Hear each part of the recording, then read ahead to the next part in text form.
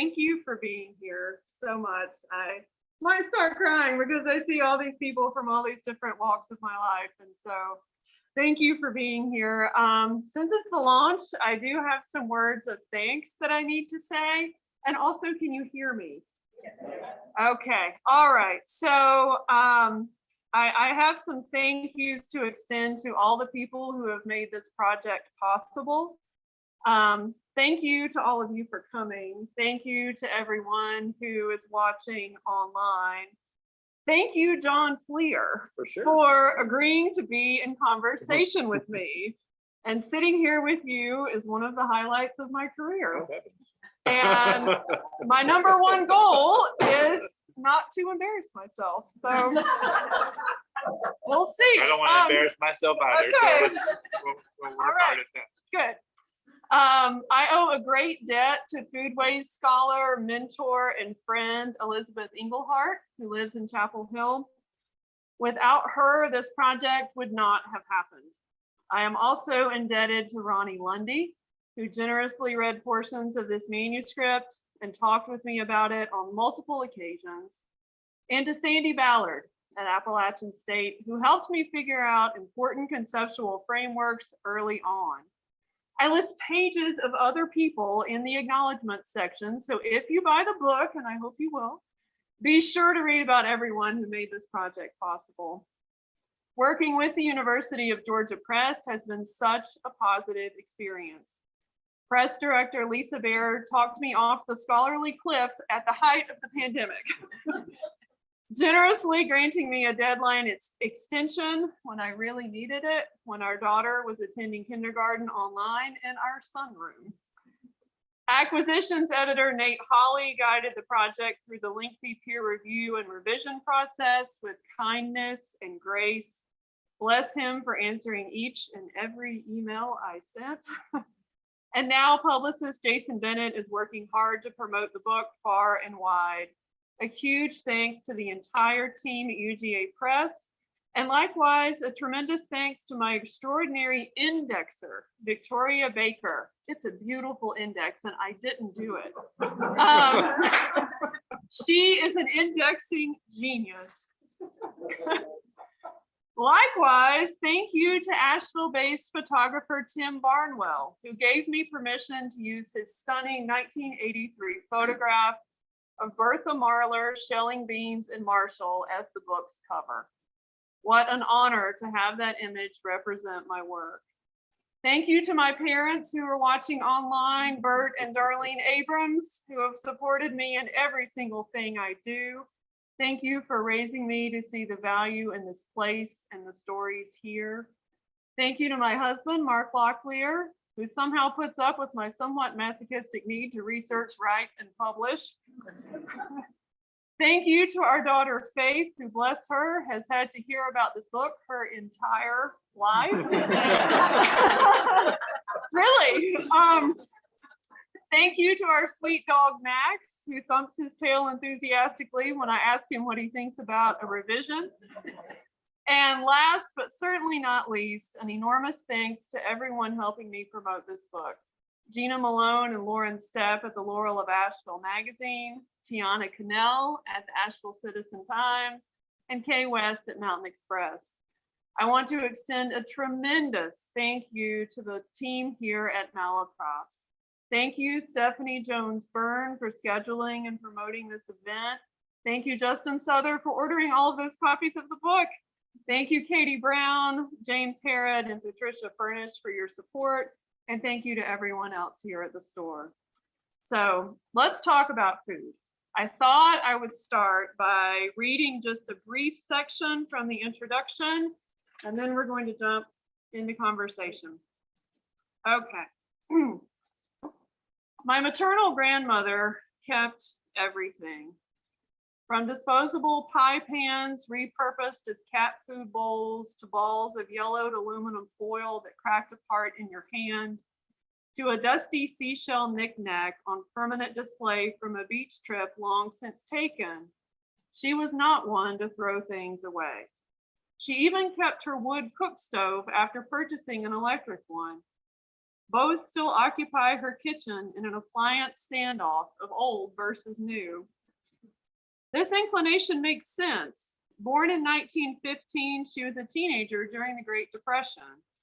Though her family fared well overall, during those years and for many after, she learned to save things that might later prove useful.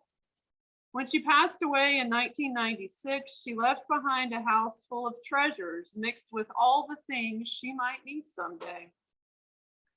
Rather than cleaning out the house then, my bachelor uncle continued to occupy it in his other home just down the road.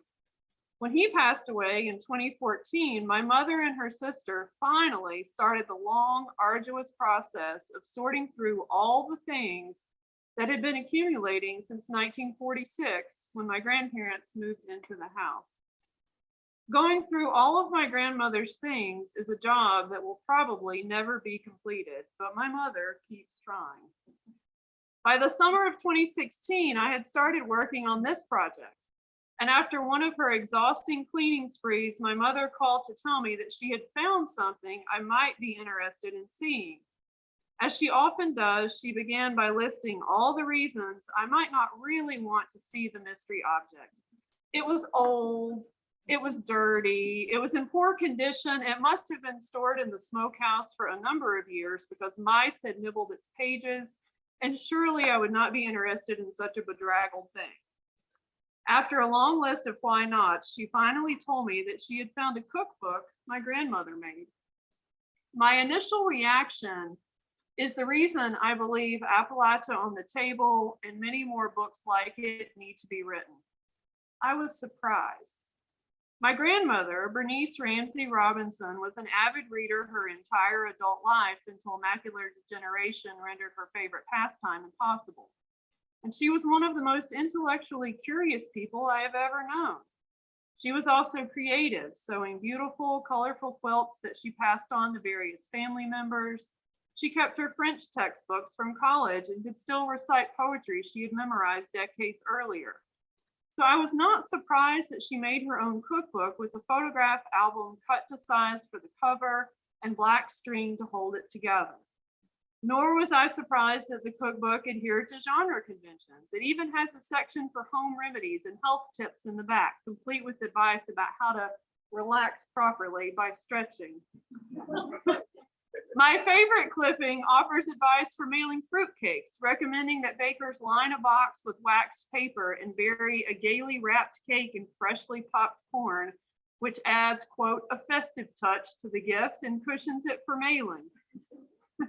Even a quick flip through the cookbook reveals that my grandmother subscribed to a number of different publications, was interested in many varied approaches to cooking, and was well versed in how to organize a cookbook to resemble one that had been published by a press. What surprised me were the recipes. Of course, I had heard about my grandmother's cooking from my mother, though I never experienced her homemade meals. By the time I came along, she was crooked over with osteoporosis and relied on convenience foods like frozen banquet fried chicken with canned biscuits and vegetables to feed us when we helped her set tobacco every spring. But I had heard about the fresh fried chicken, vegetables from the garden, and chocolate gravy drizzled on biscuits for dessert that appeared on the table during my mother's childhood. Maybe that's why I had written my own culinary script for my grandmother that turned out to be naive, close-minded, and downright wrong. I make my living reading, writing, and teaching about Appalachia and its people. As a seventh generation Western North Carolinian, I'm keenly aware of the hurtful and lasting impact stereotypes about mountain people have. So why was I so surprised to learn that my grandmother had not one, but two identical recipes for devil's food cake with coconut icing?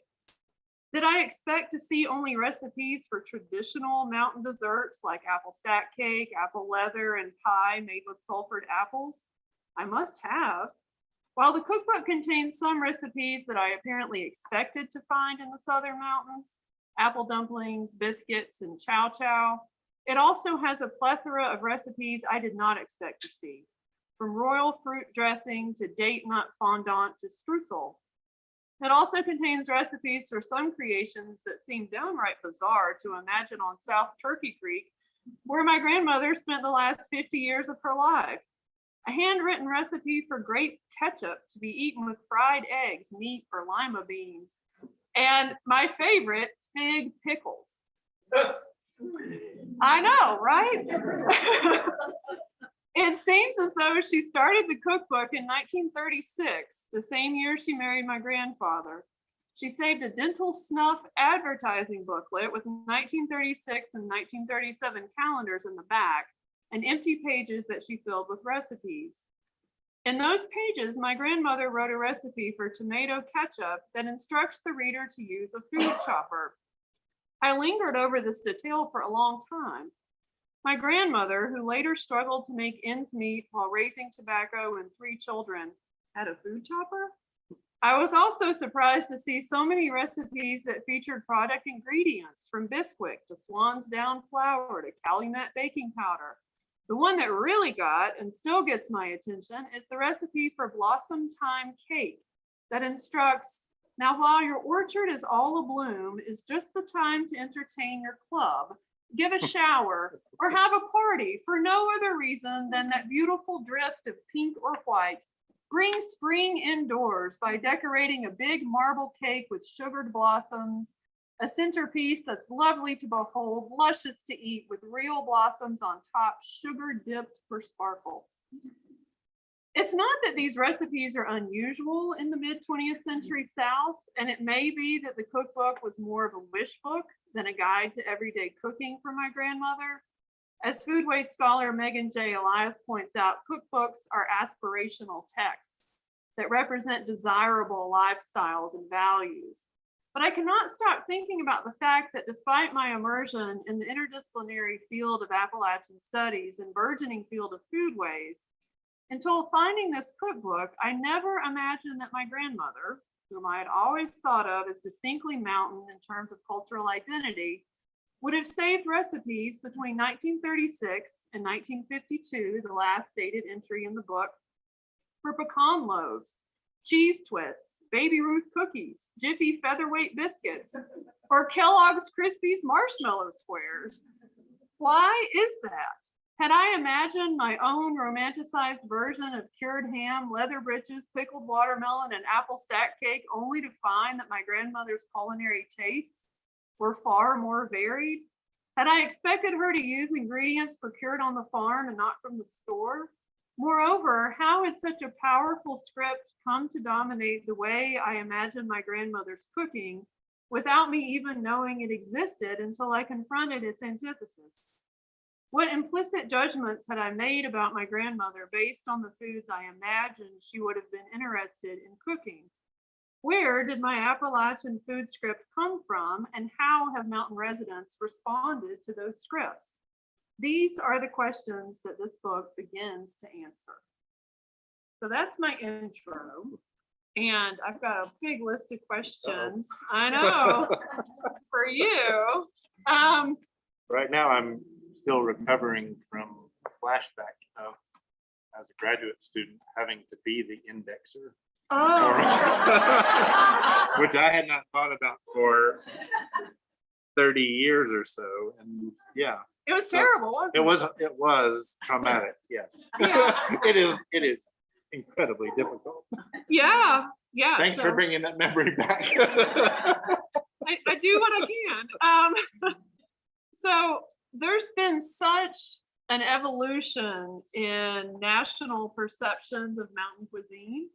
I mean, it's hot. It's in the New York Times. It's in the Washington Post. It's in Bon Appetit, April issue, a 16-page article on Appalachian food. And so these foods that were considered coarse and uncivilized in the late 1800s, early 1900s, are now celebrated in restaurants like yours.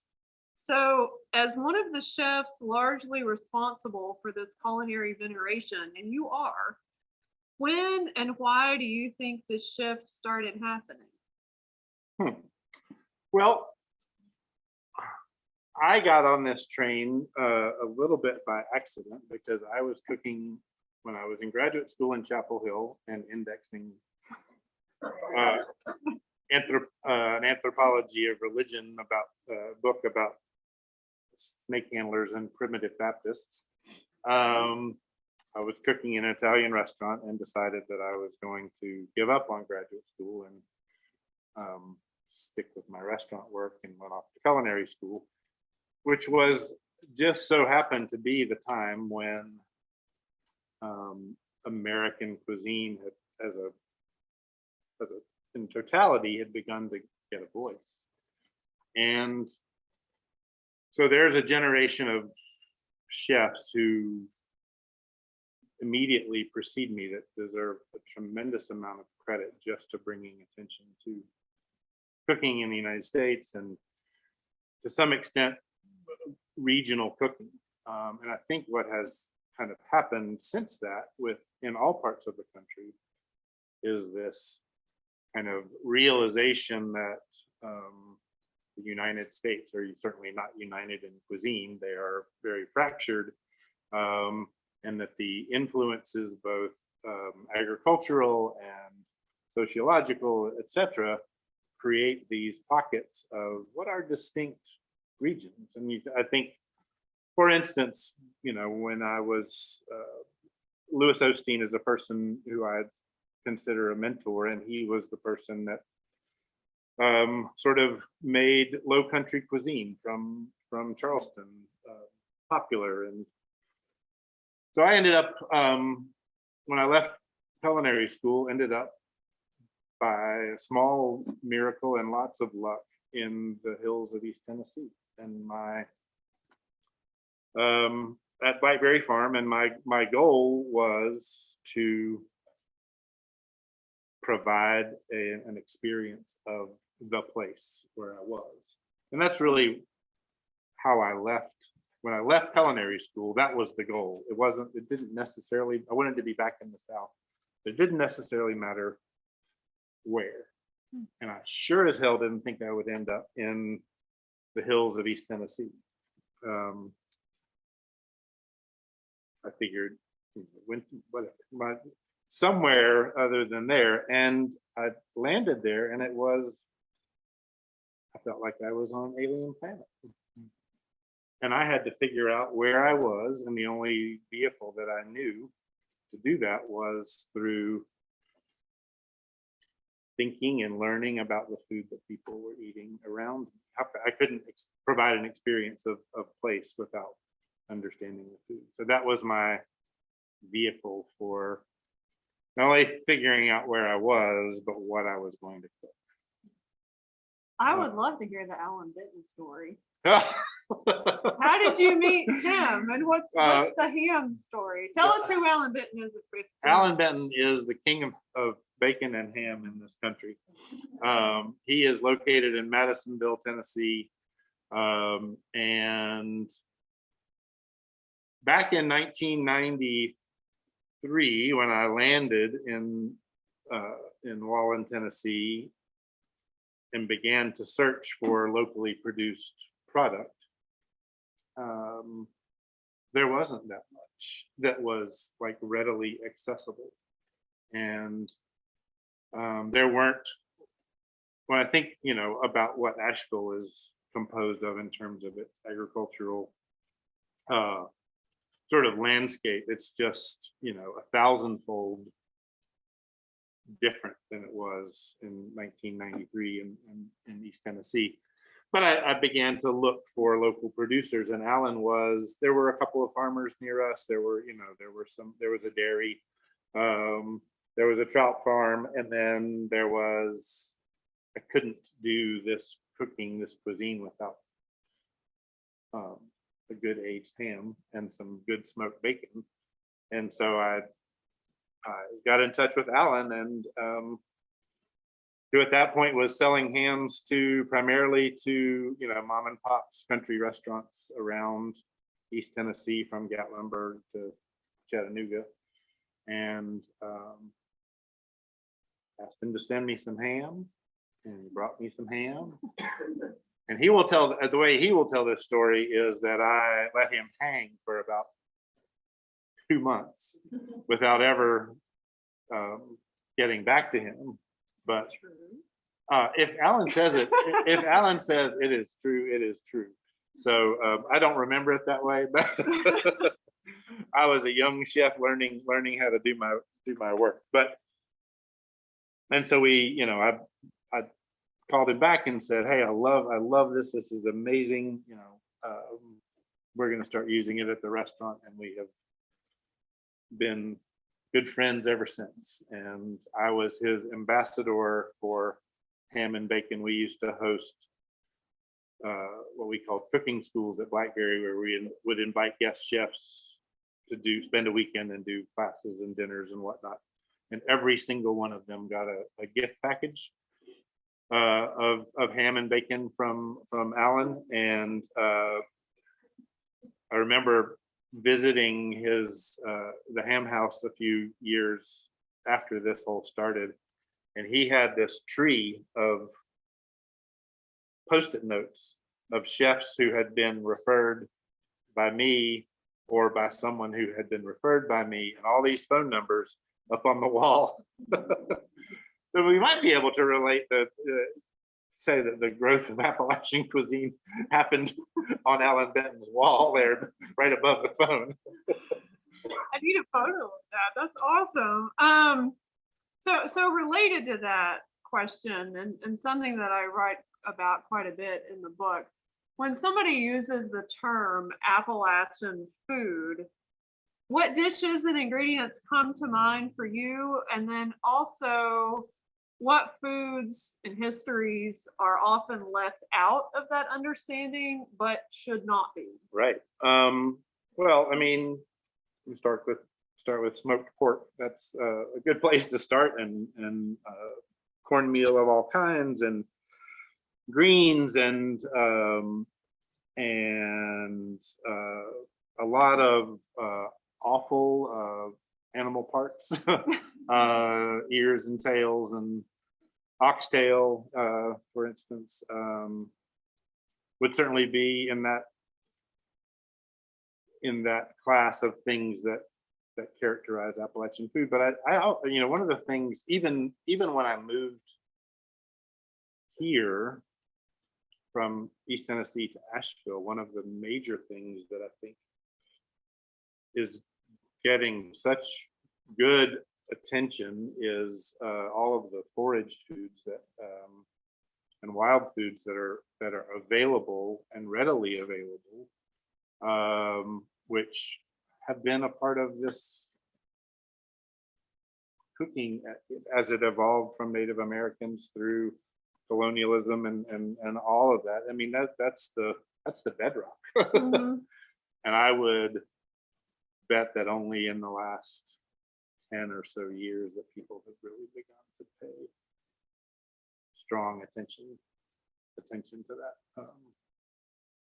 So that's, to me, that's a big advance in recognizing, where the food of this region comes from is the things that have been, growing under our feet for centuries and centuries.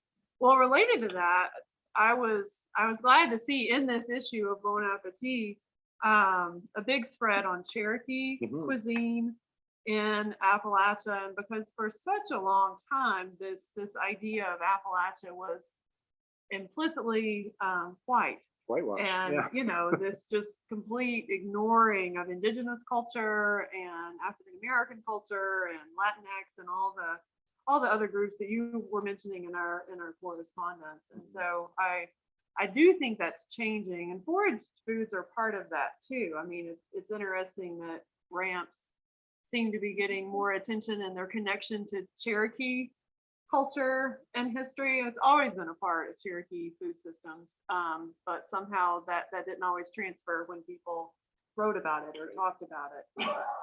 So I find that inspiring. I want to talk with you about dish.A on Eagle. Mm-hmm. I was poking around on the really pretty website and saw that it says that the concept represented in the Sankofa, which is an Adinkra symbol from from Ghana that means go back and get it or go back and fetch it, informs the restaurant today. And this symbol is also on the cover of Crystal Wilkinson's novel, The Birds of Opulence, which I write about in the book. There's a lot of food references in that book as well.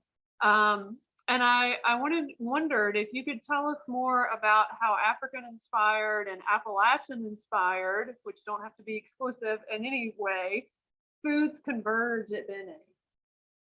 Yeah, I mean, I think that the key part of that symbol to me is that this is a bird that is flying forward and looking backward.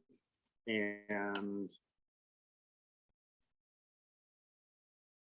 you know, at its core is saying, you know, don't forget where you came from, but don't stop moving forward. And I think with Ben-A, the important thing in the conception was that really at its core is that, you know, there has been very little attention paid to the African American role in this part of the country, because it is, for whatever reason, I mean, so many things are whitewashed, but it seems that it's a little heavier on the coating of the whitewash when you talk about Appalachia than it is about many other parts of the South. And so that the goal there was to acknowledge and to tell some of those stories and to retell some of the stories, to know where recipes came from that were, you know, in Good Housekeeping or Joy of Cooking or whatever. That, you know, they didn't come from whitewashed America. Their roots are somewhere else. And I think that as we move forward through,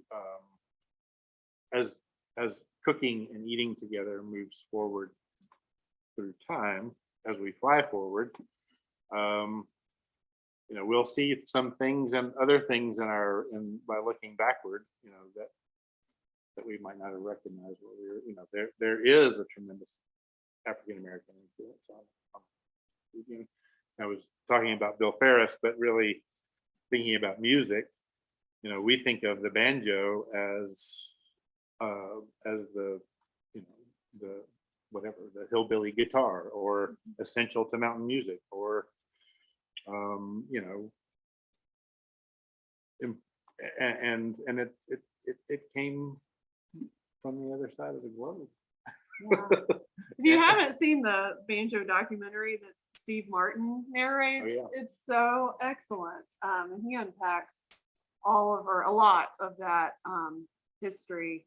And I try to write about, you know, quite a bit in the book about that whitewashing, especially of the culinary history. And I was pretty familiar with the roots of it in terms of stereotyping generally, that a lot of that was born out of progressive era reformers who were trying to raise money for philanthropic efforts, whether it was a missionary school or a settlement school. And they were banking on their donors being racist. And so if they promoted pure Anglo-Saxon stock, that term comes up repeatedly in the literature from the early 20th century, then they believed that would be more appealing to donors. And that became part of the fabric of the story of Appalachia, even though it's not accurate. You know, they never talked about indigenous peoples or African American people, free people of color, or enslaved. So yeah, I think there's a lot of work to be done in unpacking that and talking about the food history that was and is here. Kind of sort of related to that, in one of my chapters in my book, I talk about cultural capital, this idea that what you eat has the power to elevate or decrease your social standing, that there are these like social meanings implicit in food, and those can be positive or those can be negative. And I learned that there's this term, not just cultural capital, but culinary capital. So that certain foods carry with them a certain kind of cachet that can be helpful or not. And I'm really interested in food stigmas and food shaming and how those things change over time. And Appalachian food is kind of the perfect example, because the first 2 chapters in the book, I spend pages talking about how the food that local color writers, fiction writers in the late part of the 19th century, early 20th century, and travel writers, the way that they wrote about food in the mountains was really denigrating and very offensive. And so the food was often described as coarse, as uncivilized, and the implication is that so were the consumers. And it's really interesting to me, and this happens with lots of marginalized groups of people, it's not just Appalachian folks, that the food that was considered coarse then is now being served at Rhubarb and other restaurants. And so that has rotated. And you are really one of the people sort of responsible for doing that. I mean, in my question, I wrote, I remember attending a gathering you catered, and you told us that one of the appetizers was, quote, basically potted meat.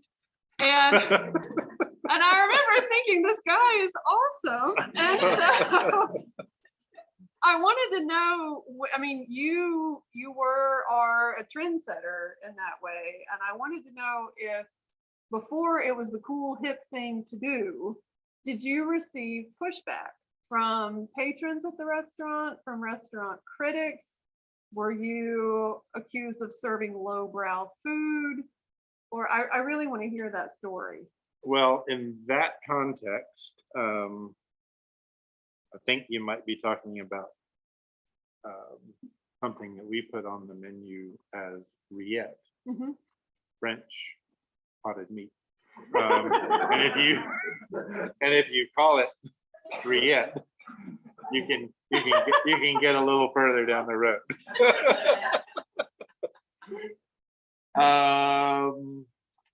That's, I mean, in all honesty, that is the case. But that was, that was one of the joys of discovery for me, was thinking about, there are some kind of cross-cultural things that are somewhat, timeless, and that people do out of necessity and because they taste good.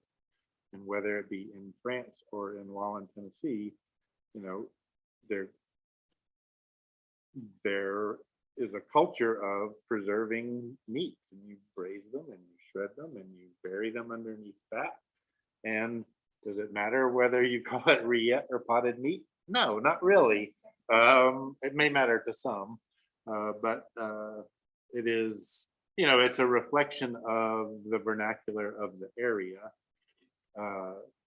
in terms of what you call it and how you serve it. But necessity sort of dictates that you're going to do it that way, or do it some other. You're going to cure it. You're going to salt, throw salt on a hog leg and let it cure, and then hang it and dry it and call it ham wherever.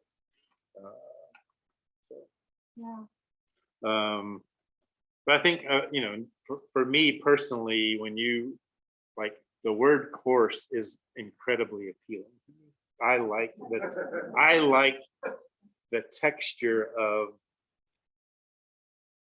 what coarseness sort of speaks to in terms of food. Is it something that people are going to be able to grab onto, whether it's something that people remember from their childhood, or they even remember. I mean, I didn't know about potted meat I'm a Flatlander. I grew up in Winston-Salem. But I remember being in the grocery store, or the convenience mart in East Tennessee, and seeing this thing on the shelves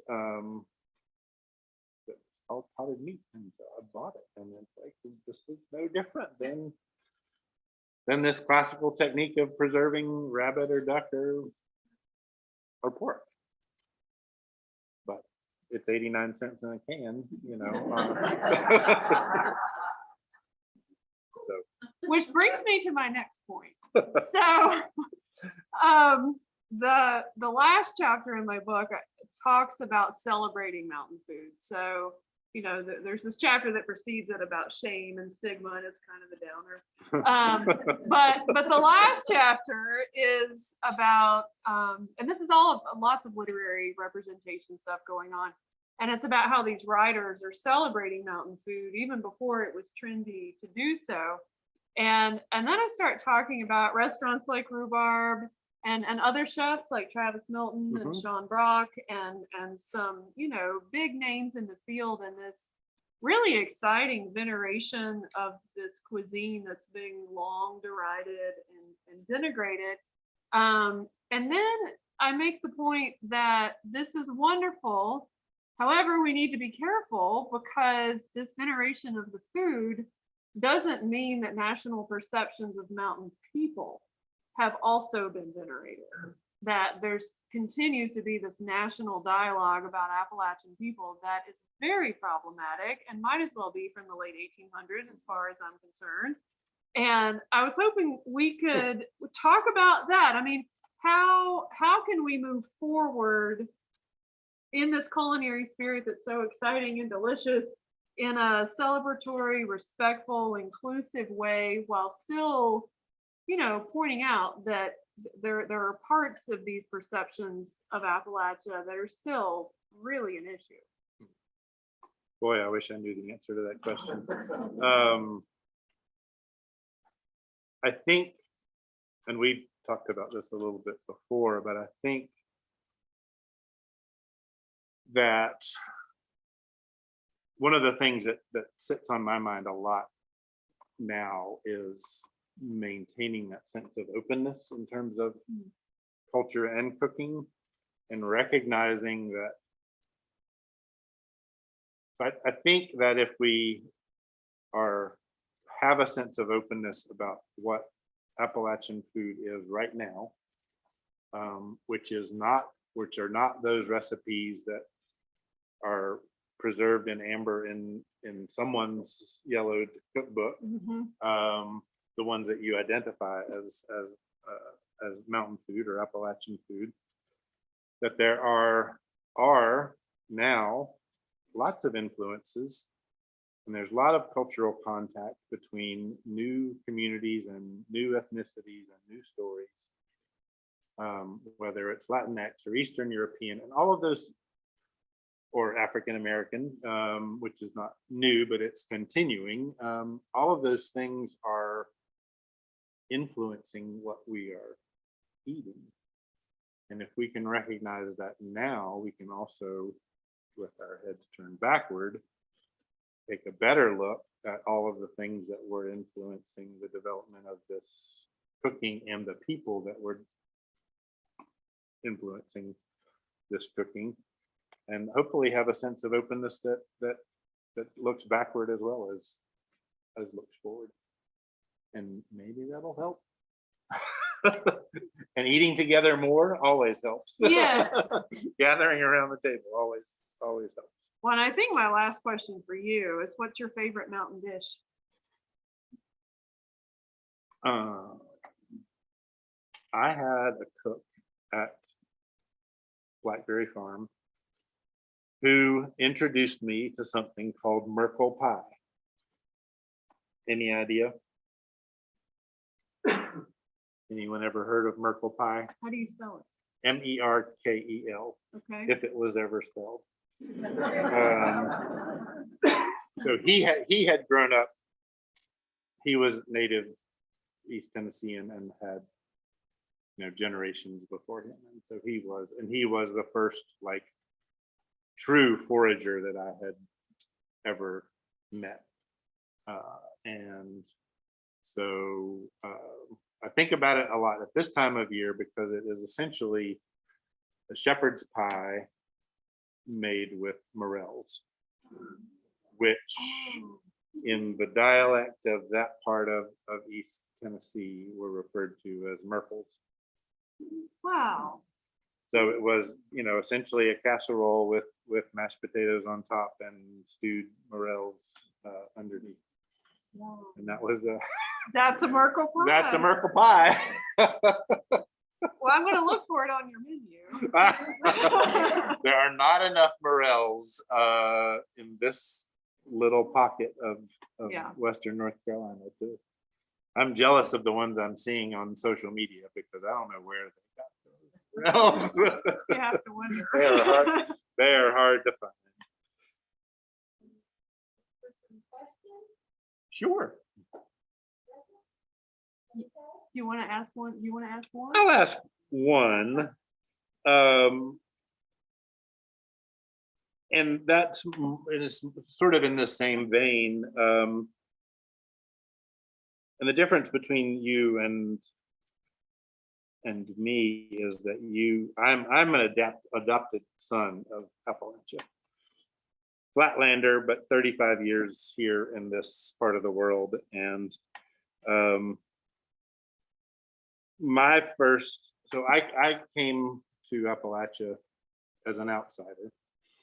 And I had, as I mentioned earlier, had this sort of profound experience of otherness and had to figure out where I was and what I was doing and how I was going to cook in this restaurant. But I didn't, you're right, your food shaming chapter was very impactful and a downer, really. It is. Sorry. But it made me think about how I had approached being in that environment. And I guess, you know, my question, how I approached being in this new environment where there was this profound sense of otherness. And so I guess I'm wondering if there's a space for different experience, and you talk about otherness a lot in the book, and I'm wondering if there is space for different kinds of experiences of otherness where that allow for and encourage the celebration of these foods and therefore the people behind the foods and the culture behind the foods. And you know, I guess just wondering whether it's crazy of me to think that I could have landed on this alien planet and tried to understand it through its food, no matter how exotic it initially felt. I'm so glad you landed on the alien planet. And I don't think that's crazy at all. I mean, I was reading over what you had sent me, and I harp at my students, some of whom are here all the time, about close reading, you know, and you had written, if there's space for different experiences of otherness that allow for and encourage discovery and celebration, which is exactly the opposite of what people were doing in the late 1800s and early 1900s. Like, I don't read anything here about judgment. I don't read anything here about shaming or hierarchies or any of the problematic stuff that chapter 4 is about. This to me is beautiful and open and about discovery and celebration. So of course I think there's room. So I'm not crazy. No, no, you're not.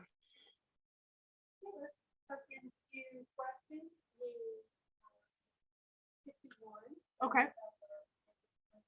Let's start with the question from the audience. And let me just ask, please, would you mind repeating the question? Got it.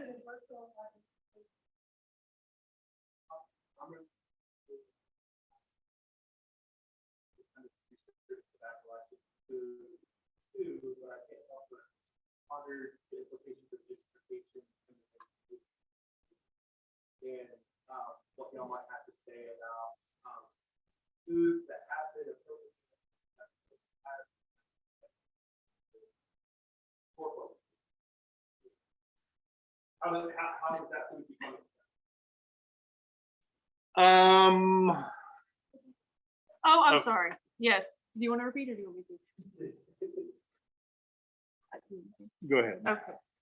So the question is that a lot of interest in this research about Appalachian food and this veneration, but also thinking about gentrification and making these foods inaccessible to people, some of whom's ancestors were responsible for kind of creating this regional cuisine. Yeah. Yeah. I mean, it's a real issue. And I think my first response is also maybe overly provincial. But for me, it's important to claim some of those foods for ourselves, wherever they're cooked. You know,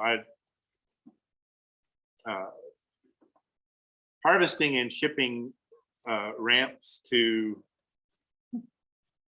Puerto Rico or Kansas or New York City. That's always troubled me. It's like, you know, because I'm very much of a localist. I would like all of that food to stay in our neighborhood and be enjoyed by everyone in it. And I don't know.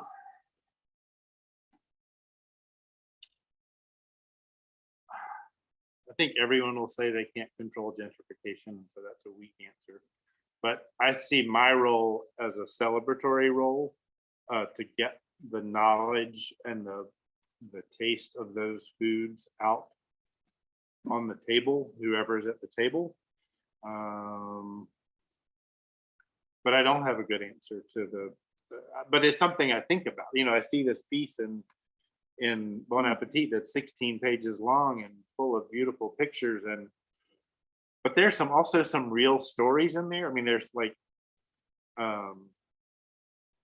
there's some real coarse, to repeat the word, stories and information in there that I think everyone can grab onto.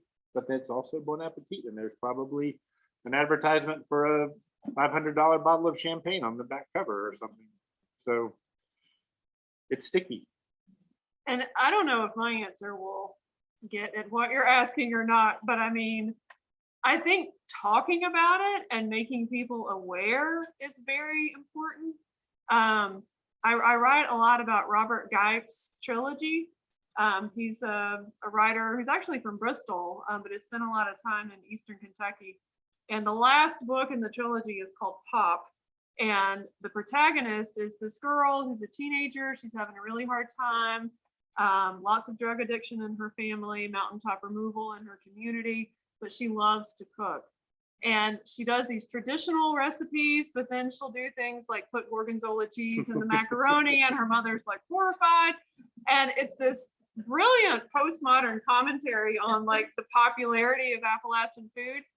But the mother is just sick of it, and she kind of wants her own thing. And there's this section on apple stack cake that I think is brilliant. And they have this dinner, and they make this cake, and the mother throws it out on the hillside. Like, she's just not having it. And she explains, I went in there and seen that cake so perfect, and I thought to myself, I don't want to see that cake on Instagram. I just want us to eat it. And then remember it. I don't want to see it online all cropped and filtered and looking like an advertisement for something. I just want it to be a cake. And so I think writers who write about that to make people aware are at least a step in the right direction. It's not going to fix it, but calling attention to it helps. You had your hand up. Oh, I'm sorry. Yeah, okay. So this is for you, Erica, during your research for the book, that you started cooking again, or maybe one for the first time. And also, how much cooking do you do? Oh, these are tough questions.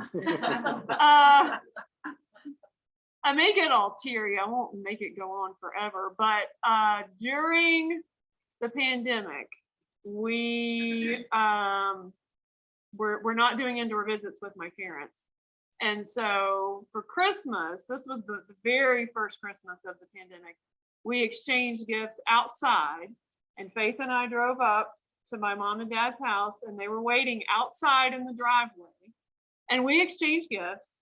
And then, you know, my dad knew I was working on this book and was stressing over it big time because of the pandemic. And he hands me this paper Ingalls bag and says, "Merry Christmas." And I open it, and it is full of leather breeches, which are the dried green beans that are insanely labor intensive. And if you have arthritic hands, to take needle and thread every bean and then hang them to dry, and then take the thread out and then break them to give to your daughter. Oh my God. So yeah, I cooked those several times, and I get all emotional about it. So I cooked a lot more during the pandemic than I ever did before, and I don't know if it was because of the book or not.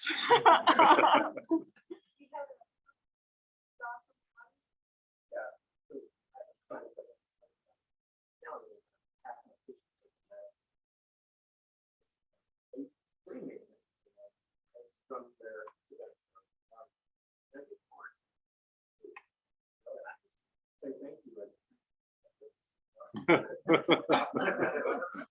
don't ever question like where that comes from. That popular now.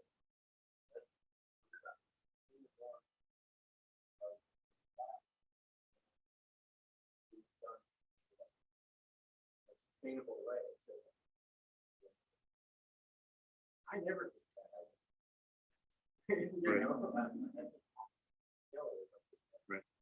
You know? Certainly for, Wait, we need to repeat the question. oh, sorry, you're right. Yeah, It's asking about the sustainability of, particularly of foraged foods that are brought to him in his practice in north of the county, North County.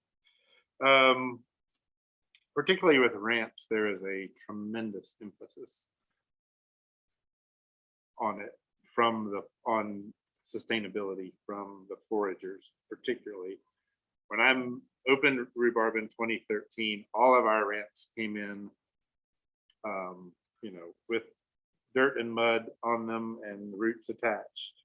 And slowly over probably beginning maybe 5 years ago, the foragers had begun this sort of concern about sustainability and were clipping the roots off or clipping the ramps off at the base and leaving the root system there.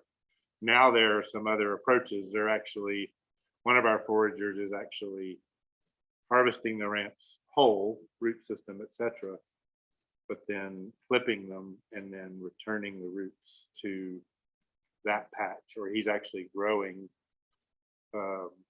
He's extending the reach of his patch where he's finding them by bringing the roots back and spreading them in slightly different places. So certainly for ranch, sustainability is a big concern. And there are dig restrictions in different locations. Cherokee people have long clipped at the root, you know, leaving the root, at the base. And if you don't know, ramps take 7 years to mature from seed to edible plant. And if you dig up the entire patch, you've just decimated the entire patch. And a lot of people don't know that if they're out in the woods digging.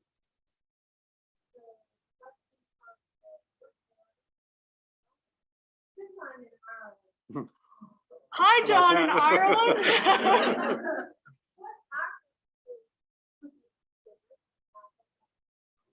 Well, John.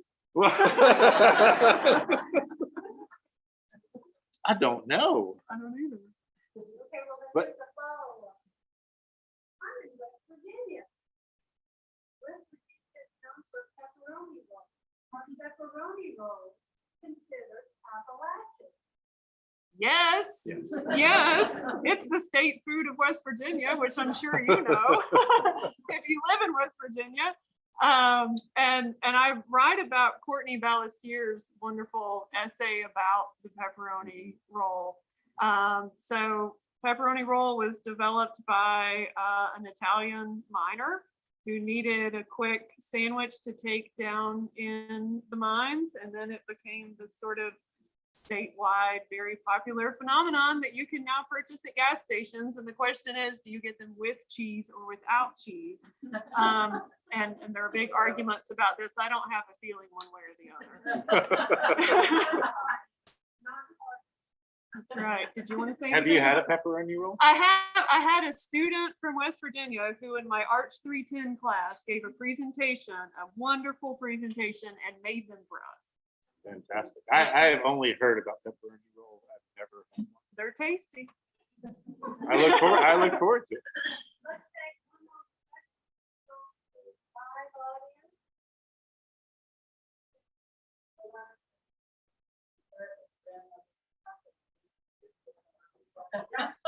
Oh. Let me tell you about chocolate gravy.